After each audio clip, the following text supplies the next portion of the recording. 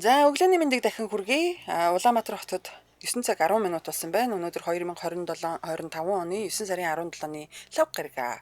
За арай өөрөөр харцгай ураатай нөгөө тал нэвтрүүлэг эхэлж байна. Нэвтрүүлгийг хөтлөгч Инрэл ундрах, найруулагч Эрдэнмөнх, продюсер Батбаяр нар танд өргөн дахин өглөөний мэнд.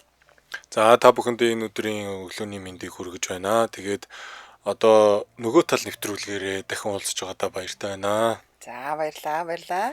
Би бол уг нь баяртай л гоё. Би баяргүй юм. Уг нь баяртай байхгүй даач чадахгүй юм да.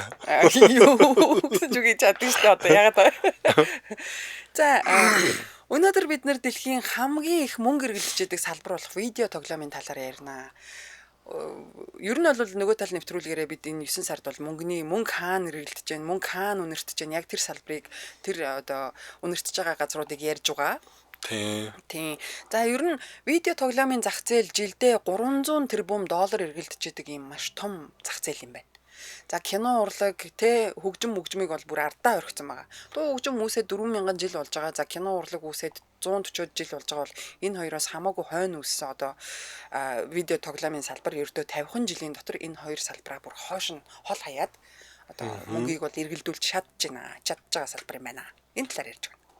Тийм энэ тоо маань ч угаасаа дөнгөж эхлэл үе дээрээ явж байгаа. Тийм болохоор цаашаага бүр улам нэмэгдэн. Тийм энэ тоглоом одоо энэ салбар маань тоглоом байсан бол удахгүй баг ийшээ ороод хүмүүс бараг амьдэрдэг болох байх. Магадгүй гэж би бол таамаглаж байна. За. Тийм. Тэгээ видео тоглоомны үүсэл хөгжлийг хувьд болохоор 1952 онд бол анхны тоглоом бий болсон юм байна. Гэвч тэгээд энэ тоглоомыг болохоор Александр Даглас гэдэг хүн зохиосон OXO гэдэг нэртэй тоглоом байсан. Гэхдээ яг хуу энэ нь болохоор нөгөө гурвал ташуу XO мөн үү? Тийм бах тий. Аха. Тийм тэгээд тухайн үед бол компьютер нь болохоор бүр өрөөний хэмжээтэй, байшингийн хэмжээтэй байсан болохоор энэ тоглоом маань бол нэг тэгж газар аваагүй зүгээр л тоглоом хийгдсэн нэр бүртгэгдсэн. Тэгээд 1958 онд William Higginbotham гэдэг хүн болохоор осциллографийн дэлгэц дээр ажиллах тенсний тоглоомыг хийсэн байна. За. Тийм нэг юм тенс ингээд зохиод өгдөг тоглоом байдаг шүү дээ. Ингээд дээшээ доошоо олгоол. За. Тийм тэр тоглоом бөмбөг ингэж гүйж агаал тэрийг нь хоёр талд нь ингээл дээшээ доошоо олгоод өгдөг тоглоомыг бол хийсэн байна. За. Тэгээд 1962 онд Massachusetts энийг хэлэхэд их Massachusetts-ийн технологийн их сургууль буюу MIT-гийн оюутан залуучууд Space War гэдэг тоглоомыг бүтээсэн нь видео тоглоомын анхны жишээнүүдийн нэг болж байна. За. За тэгвэл 1970-ад онд аркад тоглоомууд буюу одоо тоглоомын автомашинууд гарч ирсэн гинэ.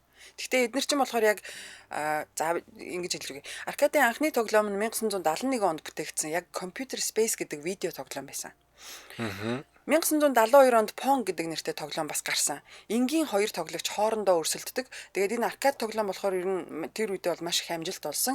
Тэгээд дээрээс нь 1972 онд Magnavox Odyssey гэдэг тоглоом гарсан нь гэртээ тоглож болдог видео тоглоомын анхны загвар болсон.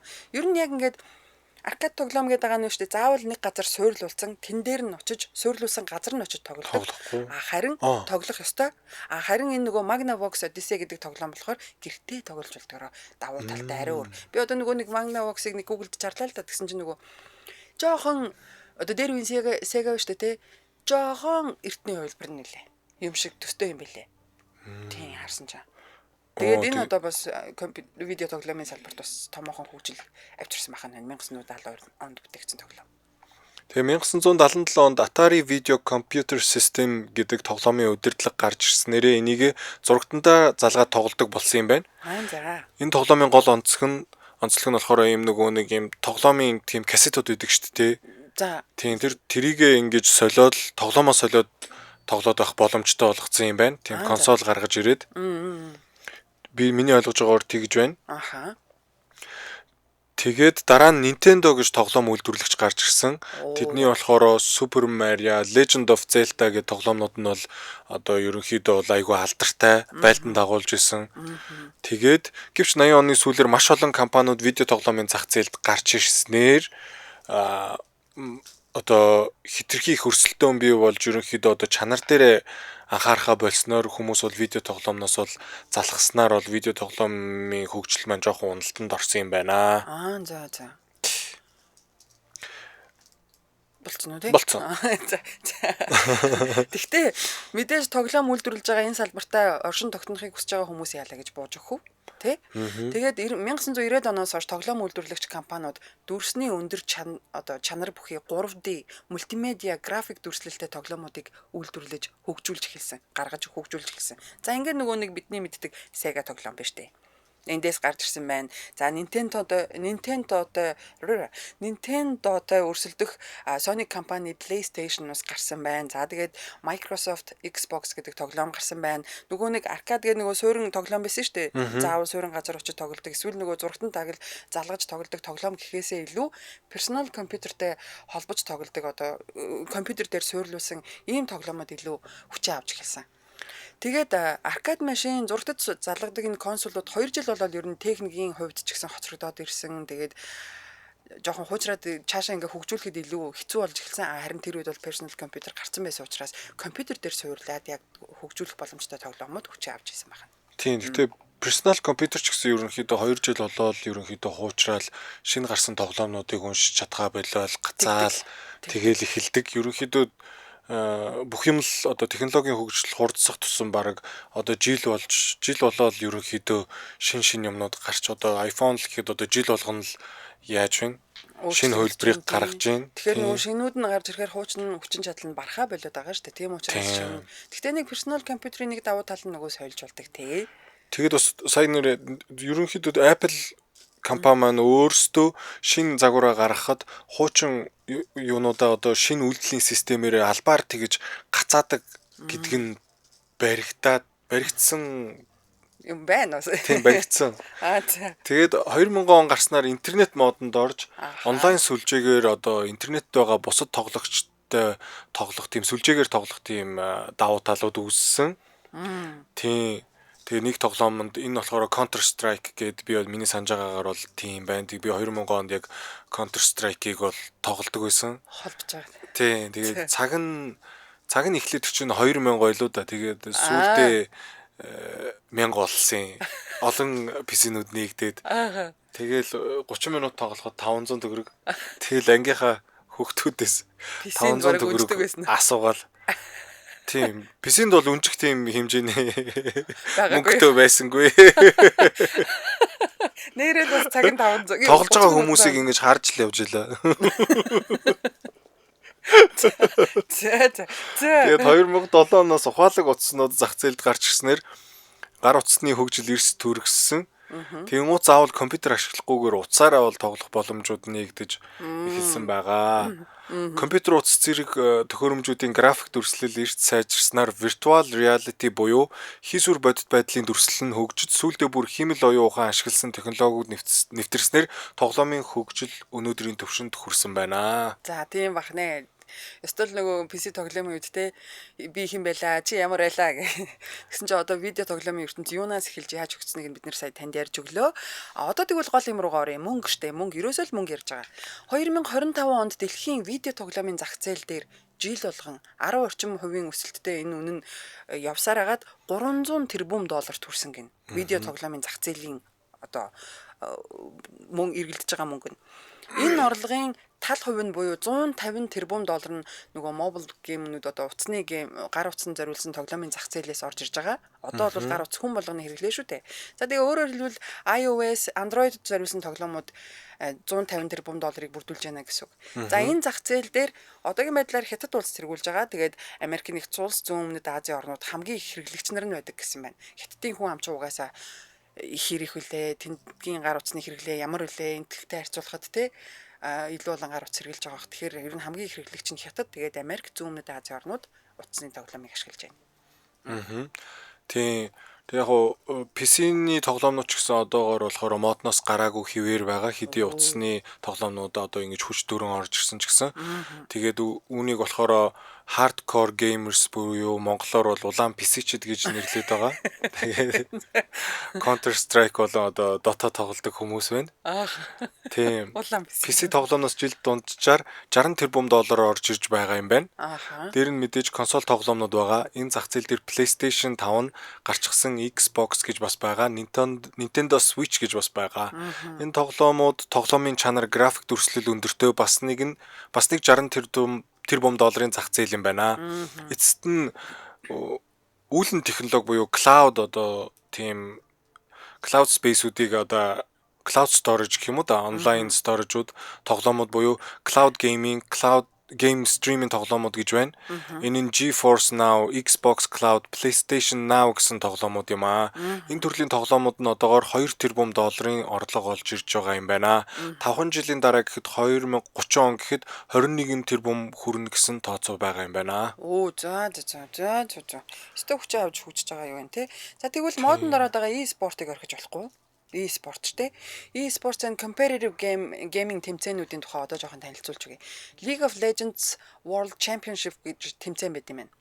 Энэ тэмцээнийг үзэж байгаа нийт үзэгчдийн нийлбэр цаг нь 146 сая цаг гэж гарсан. Тэгэхээр ер нь 6.4 сая хүн нэг зэрэг үзэж байна гэсэн үг юм байна л та. Тэгээд MPL Indonesia гэх тэмцээний үеэр нийт үзсэн нийлбэр цаг нь 116 сая цаг үзэлттэй байсан. За тэгээд бүр оргил үедээ 2.1 сая хүн нэг зэрэг үзсэн гэсэн бас тооцоо байна. Энэ тоглоом тим их хүчээ авч байгаа нь шүү дээ. За ер нь нэг жилд бүх e-спортын тэмцээнийг үзсэн хүмүүсийн нийлбэр цаг нь 2.7 тэрбум цаг болж байгаа юм байна. Тэгэхээр тоглож чадах нь тоглож гэн, тоглож чадахгүй нь одоо мөнгөгүй ч юм уу яаж байгаа нь хойноос нь үзээ сууж байгаа нь шүү дээ юмтай л. Тийм одоо ерөнхийдөө бол хөл өмбөгийг одоо тэгэж үздэг байсан бол одоо ерөнхийдөө хөл өмбөгөө бараг үзэхээ болоод e-спортоо бараг үздэг болж магадгүй юм байна л да. Би хэд хэдэн хүүхдүүд харчихсан тэр нөгөө нэг видео тоглоом яаж тоглож байгааг нь хараад одоо YouTube дээр нэг лайв майв яваад идэм шиг үлээ шүү дээ. Яг тэр тоглож байгаа процессыг хараад тэндээсээ бас суралцаад идэг юм шиг үлээ шүү дээ. Тийм. Ердөөсөө одоо би ч гэсэн одоо хөл өмбөг одоо тоглодог байхдаа бол ингээл зурагтаар ингээ хөл өмбөг үзээд ингэдэм байх, тэгдэм байх гэдэг юмыг бол тэгэл тэндээсээ сурдаг байсан. Одоо ч гэсэн бас яг ийм e-спортын юмнуудыг бас одоо сүүлд тэр манай Монголц гэдэг баг одоо алж гин шүү дээ. Тэгмүүд бас одоо эхлээд тэдний юу болоод байгааг бол ойлгодгүй байсан. Одоо тэгээд ерөнхийдөө ингээд байнга үдсээр байгаад ингээд ерөнхий юмыг ингээд ойлголттой болоод эхэлж байгаа. Тэгж байна. За Монголын талаар бас жоохон ярьж өгнө. Төгөлж байгаа. Цагууд нь тэгж гардаг бол мөнгөн шагналын хэмжээ нь жилд 550 сая доллар хүрдэг байна. Энэ тоо цааш ч өснө. Dota 2 тоглоомын тэмцээний шагналын сан нь 22.6 сая доллар. Counter Strike мөн адил 22.6 сая доллар. Honors of Kings тоглоомын тэмцээний шагнал 20.6 сая доллар. PUBG Mobile тэмцээний шагнал нь 16.2 сая доллар байсан бол Fortnite тоглоомын шагналын сан 13.2 сая доллар хүрч байжээ. 2025 онд eSports World Cup тэмцээний шагналын сан нь нийтдээ 70 сая доллар байсан бөгөөд клубүүдийн ангилалд хамгийн өндөр оноогоор төрүүлсэн баг нь 7 сая долларын шагнал авсан байна. Шагналын сан нь ч энэ болохоор бүр eSports World Cup гэж ерөнхийдөө бол ингээд бүр бүх eSport-ийн одоо тоглоомуудыг нэгтгээд ийм том тэмцээн бол тийм болсон байгаа. Энэ маань баг байнга зохиогдсон. Тэгээд энэ Арабын Сауди Арабид болсон шиг санагдаад байна. За ингэсэн байна. Сайн нөгөө 8 сард яг Монголыг ярих гэсэн одоо хэлж өгье. Сая 8 сард яг над eSports World Cup тэмцээний CS2 буюу Counter Strike төрөлд манай монголчууд Оросын нөгөө Аврора гэдэг багийг 3 тэгийн харьцаатай ялж цомын авраг болсон юм ба штэ. Болсон штэ. Бид бөөнөрөө баярлсан тий. За Монголч багийн цомыг авснаар 500 мянган долларын шагнал дагалдаж ирэх ёстой. За гиснээс нэрэ Монголч багийн тухай товчхон танилцуулахад 2013 оны 8 сарын 20-нд үүсгэн байгуулагдсан ийм баг. Тэгээд ихэвчлэн Counter Strike төрөл дээр тоглолт юм байна. За гол амжилтуудаас нь дурдах юм бол Thunder Peak World Championship 2024 тэмцээнд Heroic гэдэг багийг 3-1 оноогоор ялж төрүүлж ирсэн. За тэгээд ингэснээр 500 мянган долларын шагналыг авч ирсэн. За мөн Yalla Compass 2024 тэмцээнд тэргүүн байрыг эзэлсэн. За тэгээд Perfect World Shanghai Major 2024 тэмцээний бүлэг шатанд сайн тоглоод шилдэг одоо 5-8-д нь орж исэн гинэ. Шилдэг 8-аас 5-д нь орж байсан. Тийм бах. Яг би буруу хэлж байна. Тэгсэн байх нь. Тэр Ялла гэдэг нь шал худлаа гараад юм шиг байна. 2024 оны тэмцээнд нь төрүүлээд $200,000 хоцсон л гэдэг тэр мөнгийг нь шилжүүлэхгүй байсаар байгаад энэ 100 дампуурсан гэд зарлчихсан. Манай эдэд өгөөгүй юм уу те? Өгөөгүй юм шиг байна. Монгол сагналын мөнгөө одоогоор авч чадаагүй байгаа юм байна. esportsearnings.com сайтын мэдээлснээр Монгол баг олон улсын тэмцээнүүдээс нийтдээ $1.6 сая шагнал бол авсан байгаа юм байна.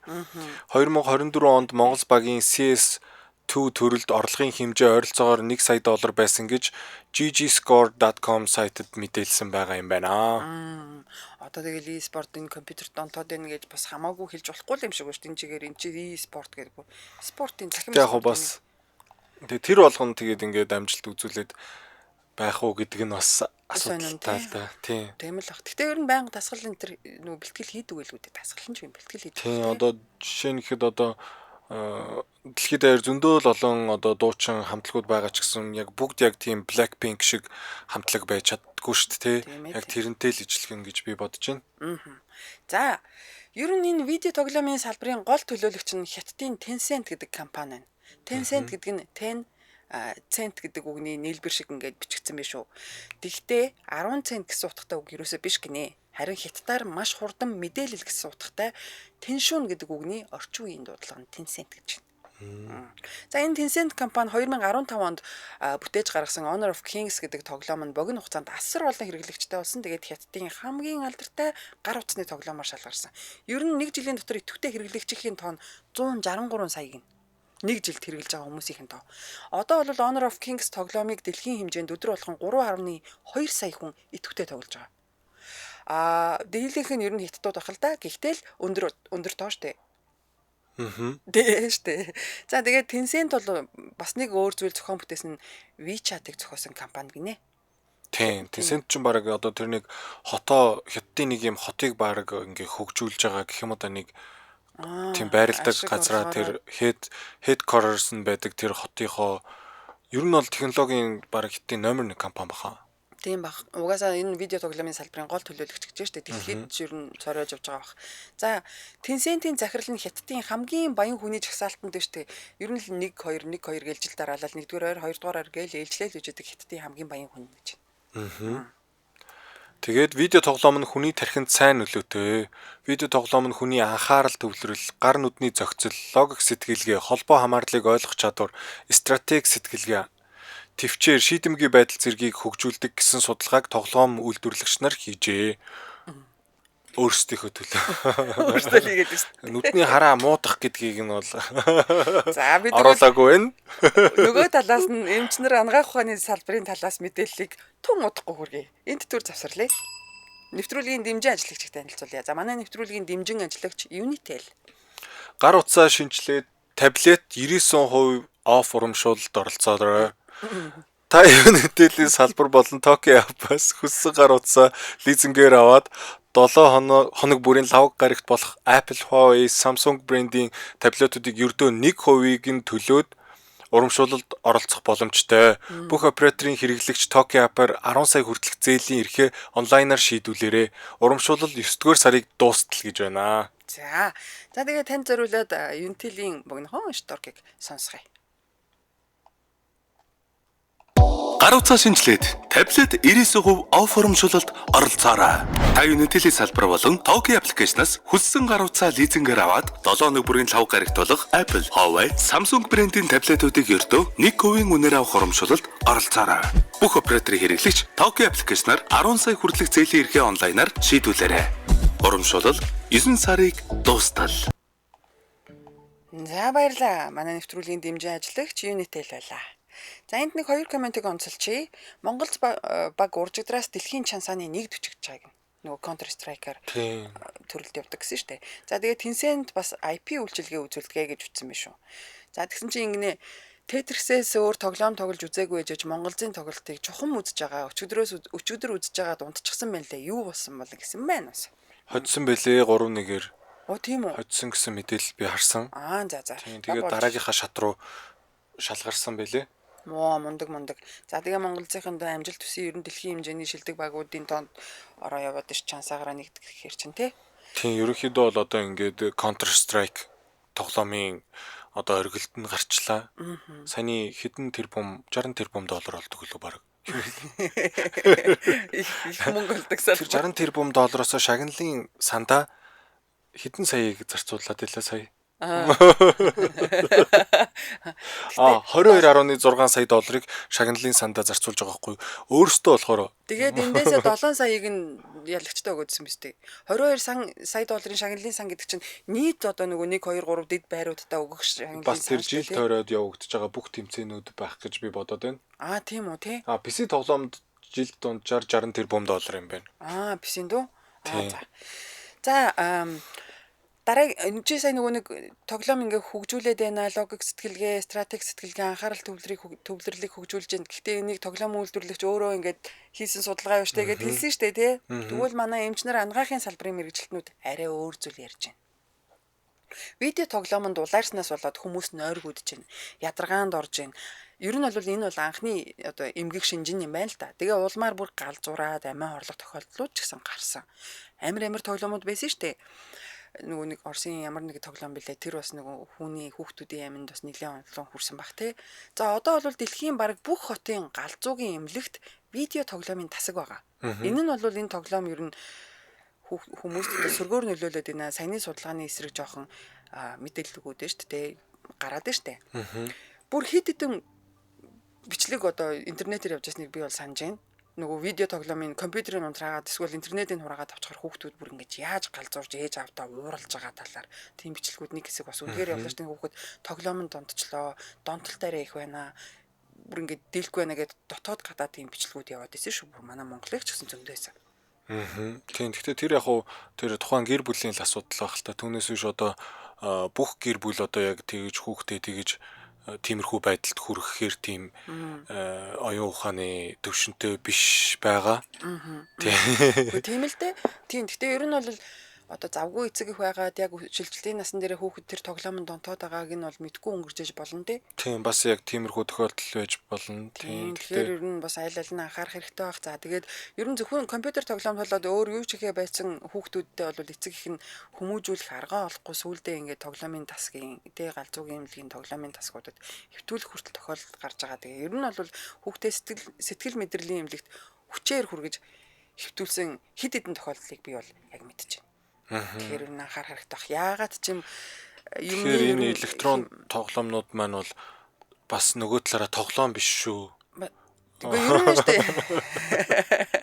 Ер нь штэ өмнө тунгийн тааруулах бол хэтрүүл хор тий. Тэгэхээр ер нь тунгийн тааруулж хүүхдэд бас жоохон анхааруул зүгээр юм болов гэж хэлж байгаа. Тийм ерөнхийдөө бас яг өдөрт тодорхой хэмжээний цагаар л иймэрхүү зүйлийг бол оролдох хэрэгтэй.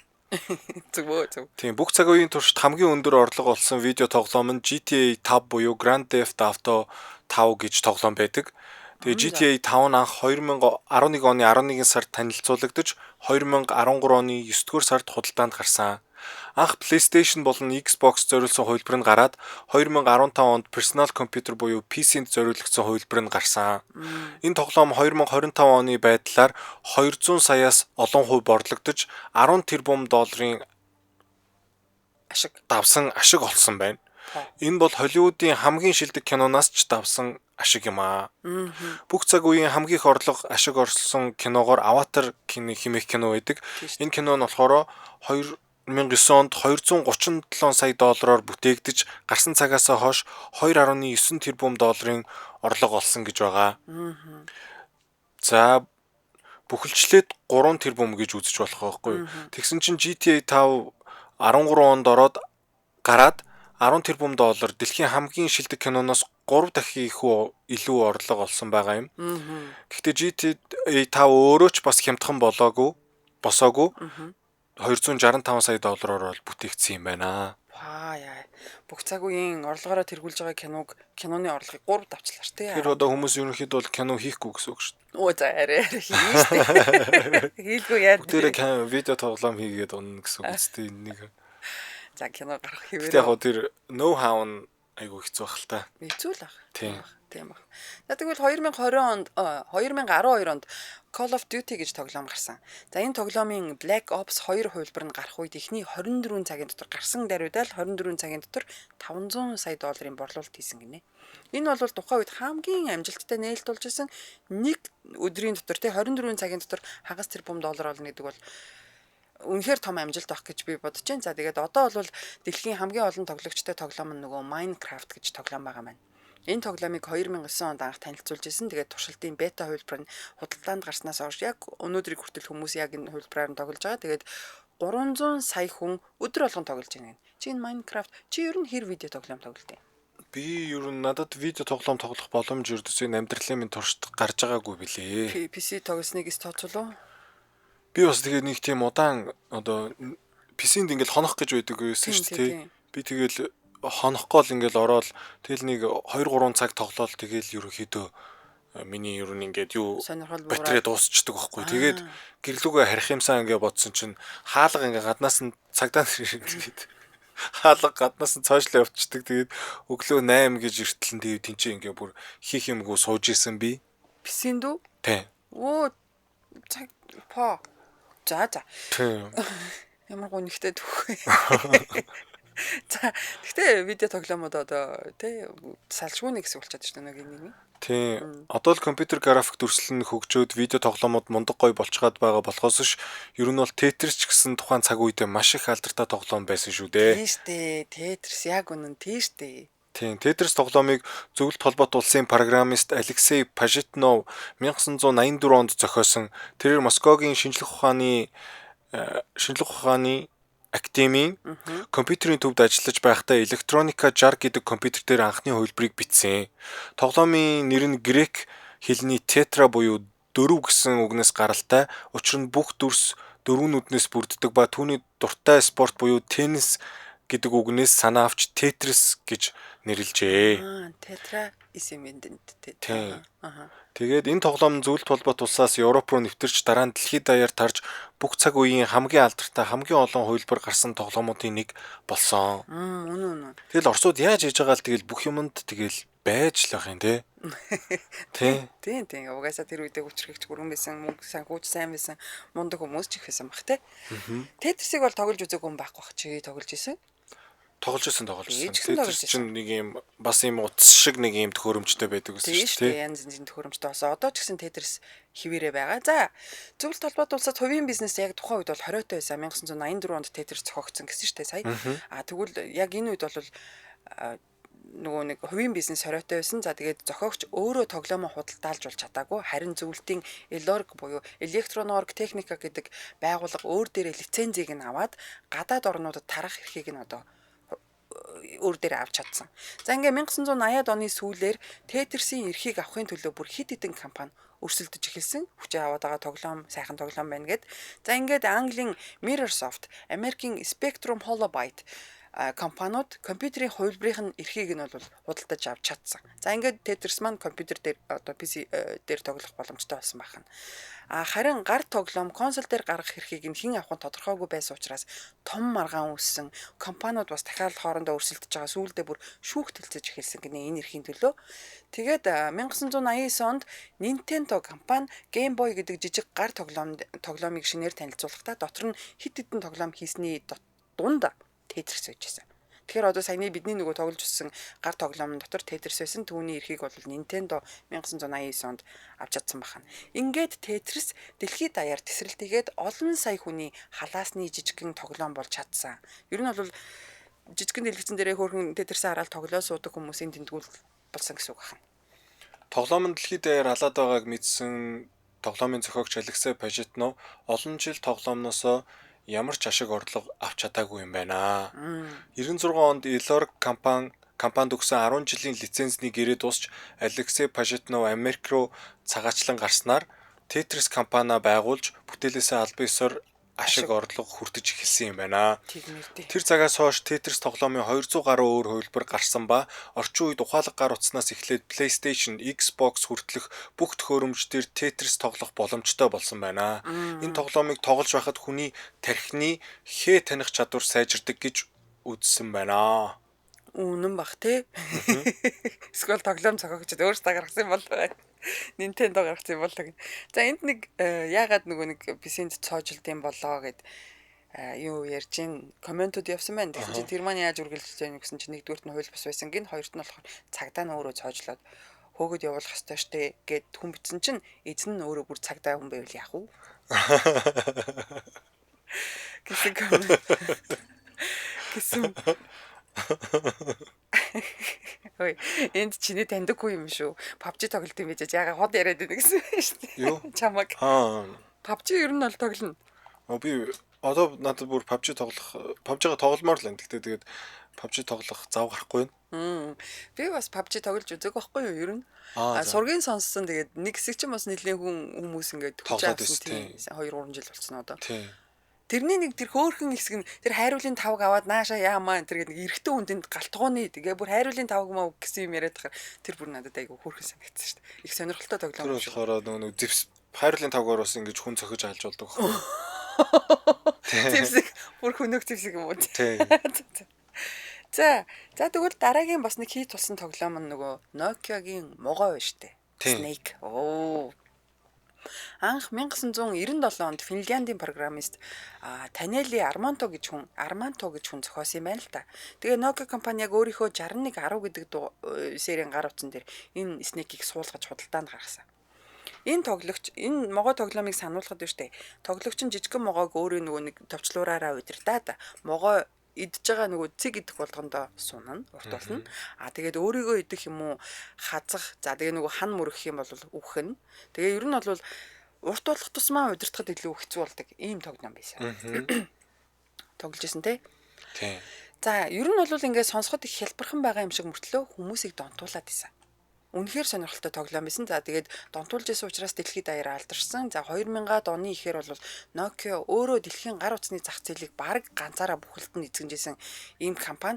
Тэгээ Nokia утастай хүн болгон могоо тоглодог байсан. Ингээл ер нь тухайн цаг үедээ 350 сая гаруй хүн өдөр болгон могоо тоглодог байж таарсан. Тэр үедээ бол ер нь анхны гар утасны одоо хийт болсон тоглоом байсан. За тэгээ дараагийнх нь утаснууд дээр бол энэ тоглоомын хөгжүүлэлт хийгдсэн 3D дээрээс нь өнгөт хувилбартай бол гарч ирсэн байгаа. За тэгээд Snake тоглоом Nokia брендийн бэлэг тэмдэг болж үлдсэн. За тухайн үеийн залуус бол гар утас сонирхох одоо нэг том шалтгаан нь бол яг энэ Snake гэсэн тоглоом байсан. Тэгээ өдгөө бол ретро хувилбар нь гарсан байгаа. Тэгээд тоглоомын жагсаалтууд дээр бас л дээгүүр байр ажилладаг хэвээрээ байгаа гэж байна.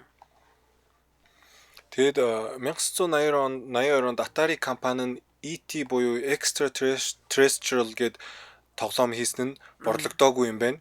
ET төслөөр Atari компани киноны нээлтэн болонгууд лицензэд $25 сая төлж видео тоглоом гаргахаар болсон юм байна. Нөгөө кинон гараад айгүй их ашиг орлого олсон чинь видео тоглоомыг хийвэл бас ашиг орлого олно гэж бодсон чинь бол бүтлгүүцсэн юм байна. Хамгийн гол нь киноны нээлт болж борлуулалт нь асар сайн явсан учраас Atari компани ET сэдвэр видео тоглоом хий гэж бүрэн чичирсэн байна. Тэгээд программистуудаа тоглоом хөгжүүлэлтэд ердөө 5-7 хоног буюу 35 хоногийн хугацаа өгч энэ хугацаанд амжиж хий гэсэн тул тоглоом нь нөгөөдүүл нь Яруу санд руу бүтлгүй юм хийсэн юм байна. Тэгээд тоглоомын хувилбарыг гарангуут нь сайн үзсэн ч юм байхгүй. Тоглосон ч 4 сая хувь буюу касет хэвлүүлсэн боловч борлуулалт нь 1 сая ч хүрээгүй юм байна. Тэр тоглоомынхоо касетыг. Хайр юм. Тэг яг уу бил касет гэдэг байгаа болохоос биш тэрийг картридж гэдэг юм байна. За. Картридж гэж касет гэж одоо нөгөө нэг Sega дотор сольж хийгээд байдаг гэсэн CD ч үлээ диск ч үлээ нэг тийм иймэрхүү юм мөн бидтэй. Тийм нэг шиг гэхдээ жоохон нэг одоо нэг компьютерийн нэг RAM гэж байт юм да. Тийм яг үнэ RAM шиг. Тийм RAM-ыг ингээ хайрцагласан нэг тийм юу байдаг. За ингээд том шатсан байна шүү дээ тий. Тийм. Надад чинь тэг яг уу бүтлгүүтэл байлгүй л явах тий. Тэгээд яг уу бас ерөнхийдөө ингээд эндээс нь харахад шууд л ашиг орлого руу улаарад тэгэж тоглоомоо бүтээхдээ ингэж цаг хугацаа зарцуулахгүйгээр одоо Америк улс цөмийн бөмбөгтөө болчлоо. Шууд одоо цөмийн бөмбөгтөө бол гээд Сталин эрдэмтнүүдтэй даалгавар өгч ирсэн шиг юм болсон байна. Тэгээ Сталин бол эрдэмтдээ бол шийдэж чадна. Харин энэ тоглоомын компани бол ажилчтай бол шийдэж чадахгүй байгаа. За үнэ бас хэцүү. Ер нь бол энэ тоглоом гэдэг чинь өөрөө хэцүү шүү дээ. Мэдгүй хүнд бол одоо юу ч яриад байгаа. За миний комент уншия. Тэр могоод донцсон үнэ тэр дуун баг одоо ч чихэнд сонсогдож байна гин. Тийм ер нь бол тухайн үедээ бол 3310 утас бол яг л iPhone байсан. Тийм тэр чинь дотроо могоотой. Тэгээд урд өмнөх утаснууд нь бүгдээрээ нэг юм том нэг юм тоосох шиг юмнууд байсан л да. Тэгээ 3310 маань болохоор айгүй жижигхэн дизайн сайтай. Тэгэлгүй яах вэ? Бид нар чинь одоо хүртэл ярьдаг ш домог мэт ярьдаг тий. Тийм. Өөрөө зүг зүгээр үлдэнэлгэн бүх юм бус тимиг гэмтэнлгэн зохиж мохиж мөргө зөргөө унгаах юм бол ер нь тэр зохисон тэр нь болохоор нөгөө он цагийн хугацаанд бол шалгарсан шинж тэмдэг бол тухайн үед бол тиймэрхүү зар сурталчилгаа явж байгаагүй. Яг гоо тэр хэмжээгээр чанарыг нэлж байгаа тий. Одоо харин PUBG Mobile дотор 3310 оруулмаар байна. Хариулын 5-гийн хажууд. Бас зэвсэг болгоод. Зэвсэг болгоод. Наач сандаг санаа шүү дээ. Бас хөөрхөн маркетинг болох бах тий. Тийм цээжиндээ ингээ хийгээд явчихвал яг тийшээ буудангуут өгдөггүй. Үнэ цэнийг ямар ч гэсэн дуустдаггүй тий. Хэд хоногийн дараа нэг хөвжил ундаг. Бас хэрвээ бас үйлдвэрлэгдээ зарагдаагүй хувилбар байх юм бол тэрүүгээр нь бас ингээ байшин бариад үзүүлээ тавьжвал бас их сонирхолтой. Тийм те бас сэтгэж штэ тийм ээ. Одоо энэ яг энэ PUBG мөн биз дээ. Одоо энэ дэлгэцэн дээр тавьсан байгаа дүрс. Тийм PUBG. За чамайг харж байгаа хооронд би энд нэг юу яа комент уншия. Tetris-ийн дэлхийн одоо рекордыг 13 настай хүн өмнө жил тогтоосон гин. Тийм бах. Тийм гин. За тэгээд бас энд нэг комент байсан. Space Impact гэдэг бас нэг тоглоом байдаг байсан 3310 дээр. C4 гэж мэдхүү гинэ. C4 гэж юу юм? C4 ч утас илүү. Мэдгүй тоглоом юм биш үү? C4 ч бомб байдаг лөө. Уин чин дэлбэр юм шүү. Тийм C4 ч бомб баха. За C4 гэж юу юм? Би нэг ууртай шувуунд донтоод бас баларсан гин. За үнэхээр ууртай шувуу. Тийм ууртай шувуу ч бас хөөрхөн тоглоом. Бүр кино хүртэл гарсан шүү дээ. Ерөнхийдөө тэгэл бас гоё л доо тоглоомын яг ерөнхий мөн чанаруудыг нь ерөнхийдөө тоглох тусмаа айгу ойлгож эхэлдэг. Аха. За тэгээд ингэсэн байна. Саяны нөгөө нэг компани дампуурчлаа штэ тий. Cartridge гэдэг чинь одоо тэр нөгөө кассет гэдэг хэлсэн. Тийм картридж. За тэрийг одоо ингээд өчнөөнөр нь хувилсан. Тэгээд ашиг олоогүй ерөөдөө энэ чинь одоо хог хаягдлуулж ийн гэсэн үг штэ. Тийм. Тэгсэн чинь ингэсэн байна. Компани энийг одоо агуулгатаа удаан хадгалж болохгүй штэ. Агуулгах саваа суулгах хэвээр дараагийн юмнууд нь орж ирэх учраас тэгсэн чинь нөгөөдгөө хайж чаддгүй. Хаана авч чаях вэ? 3 сая гаруй картридж зайцлээ гэдэг нөгөө агуулгаа сулмаар байдаг. Тэгээ хог дээр авч хайчих гэхээр компани нэр хүндэд муухай штэ. Тийм. Эдний нэг ийм тоглоом нь зарагдаагүй хог дээр хаягдсан байна гэж шууган. За энэ нь ирээдүйд компани имижэд сөргөөр нөлөөлнө. Тэгээ хогийн цаг руугаа хайж чадахгүй байгаа л. Тэгээд нэг мэрэгэн арга олсон нь Нью Мексикогийн цөлд аваачиж нууцаар булсан гэсэн цуурхал гарсан юм байна. Аха. Тэгэл нөгөө компани ч энийг үгүйсгэлгүй тийм юм байхгүй гэж сууж исэн чинь 2014 онд адал явдал дуртай бас нэг цуурхал ницай гэсэн сониуч нөхдүүд нийлээд эрүүн сурвалжлага хийдэг байхгүй юу? За. Тэгээ яг хаана босныг нь олж мэдээгээд Нью Мексикогийн цөлийг очиж бүр ингээд ухсан байгаа. Тэгээ ухаж хайж явсаар агаад олсон. Нөгөө нэг тоглоомуудын хаягдлыг олсон. Тэгэхээр энэ зурхал бол ер нь явж үнэн болж таарсан. Тэгээ нөгөө Atari-гийн компани чинь 100 сая доллараар шатсан гэсэн юм харамсалтай одоо мэдээлэл байна. Нэрээс хэцүү юм а тий. Тийм байна. За баярлаа. Бидэнтэй хамт байсанд баярлаа. За тэгээ ер нь бол нөгөө тал нэвтрүүлэг 9 сард мөнгөний тухай мөнгө хаана үнэртэж जैन тэнд байгаа одоо мөнгөний үнрээр тэр сэдвийг олж тэр тухай мэдээллийг хүргэж байгаа. Тэгээд өнөөдөр бол бид нэр видео тоглоомын талаар ярьж өглөө. Дэлхийн хамгийн баян тоглоом. Кино урлаг, дуу хөгжмийг бол ашгаараа хойно бүр ердөө 50 жилийн дотор хөгжсөн мөртлөө бүр хол хайж чадсан юм тоглоомын талаар ярьж өглөө. Тэгээд дараагийн сэдвүүд ч гэсэн сонирхолтой авах. За ер нь арай өөрөөр хараа ураатай нөгөө тал нэвтрүүлгийг өнөөдрийн дугаарыг хөтлөгч Инрэл, ундрах найруулагч Эрдэнэмүнх, продюсер Батбаяр нар танд хүргэлээ. Тэгээд зохиолыг бичиж өгсөн зохиолчдоо бас маш их баярлалаа. Та үргэлжлүүлээд 10 цагаас цаг бүрийнхэнд явдаг радио мэдээгээ радио Атласаас сонсорой. 10 цаг 10 минутаас Ямааны мах халуун дээр нэвтрүүлгийг хүлээн авч сонсорой. Бидэнтэй хамт байсанд баярлалаа. Баярлалаа. Инрэлтэй бас баярлалаа. Баярлалаа. За